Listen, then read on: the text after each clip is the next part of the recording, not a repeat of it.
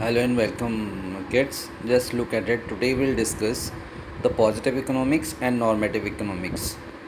Positive economics सीधी और साफ बात है, फैक्ट्स और फिगर्स पर काम करती है, और नॉर्मेटिव इकोनॉमिक्स वो चीज़ डील करती है जिसमें ओपिनियंस होते हैं। डिफरेंट इकोनॉमिक्स के डिफरेंट ओपिनियंस हो सकते हैं।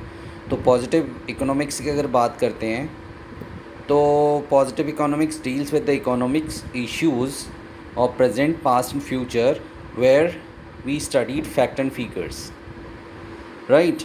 अब इसका एग्जाम्पल मैंने स्टेटमेंट दिया है। देखिए, on the eve of independence India was very poor as compare to present time.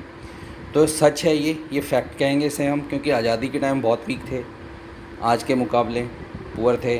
तो ये क्या है, एक फैक्ट है, सही बात है। तो इसको हम किस में लाएंगे, पॉजिटिव इकोनॉमिक्स। दूसरा है 20% of the population of India is absolutely poor. 22% जो है वो एक फैक्ट है कि हाँ पुअर थे। तो ये पॉजिटिव इकोनॉमिक्स है। कैरेक्टरिस्टिक्स होते हैं पॉजिटिव इकोनॉमिक्स के। Number 1, these statements are based on fact and figures. Second, these statements can be verified. ये वेरीफाई किए जा सकते हैं। कैसे वेरीफाई किए जा सकते हैं? देखो, बहुत आराम से वेरीफाई किए जा सकते हैं। इसमें क्योंकि फैक्ट होता है तो फैक्ट को तो वेरीफाई कर सकते हैं ना हम। फिगर होते हैं इसमें, नंबर होता है इसमें।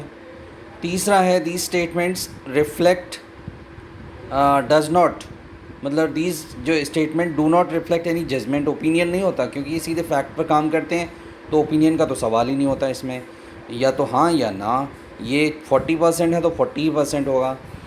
चौथा है, these statements highlight the nature and extent of problem. कि नेचर का जो फिगर दिया है या जो स्टेटमेंट है वो एक नेचर को दिखाता है कि उस टाइम 20% था तो गरीबी थी, इतना एम्प्लॉयमेंट है, इतना वो है।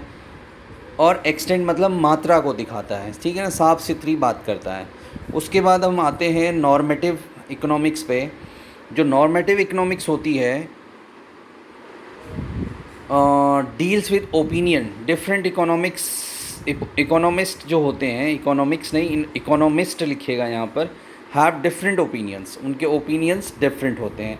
इसके एग्जांपल्स लिखे हैं, देखिए, मनरेगा, MG, Mahatma Gandhi national rural employment guarantee act जो होता है, इसके 3 स्टेटमेंट लिखे हैं। तीनों एक दूसरे से MNREGA will eradicate the unemployment problem. जो भारत की बेरोज़गारी की समस्या है, मनरेगा उसको दूर कर देगी। जो गाँव में जब सरकार काम लेके आती है ना मज़दूरों के लिए, तो इसको कुछ लोग सही मानते हैं, कुछ लोग गलत भी मान सकते हैं। तो इसको हम फैक्ट या फिगर नहीं बोल के नॉर्मेटिव में लेके आएंगे। ये ओपिनियन है लोगों का। दूसरा इकोनॉमिस्ट ये कह सकता है कि MNREGA will make the people parasite. MNREGA जो लोगों को दूसरों पे पैरासाइट डिपेंड करने वाला बना देगा। तो ये भी ओपिनियन है, इसलिए इसको हम नॉर्मेटिव इकोनॉमिक्स में लेके आते हैं।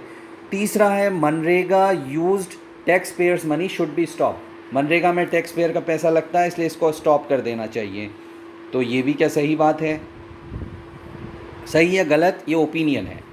कैरेक्टरिस्टिक्स नॉर्मेटिव के होते हैं, these statements involve judgement, these statements leads to debate and controversies होती हैं इसमें, कैन नॉट बी वेरीफाइड। इसको क्योंकि ये ओपिनियन है तो सब लोगों का अलग अलग ओपिनियन होता है, तो इसको वेरीफाई नहीं कर सकते हैं। लास्ट वाला सजेस्ट, ये सजेस्ट करता है व्हाट ऑट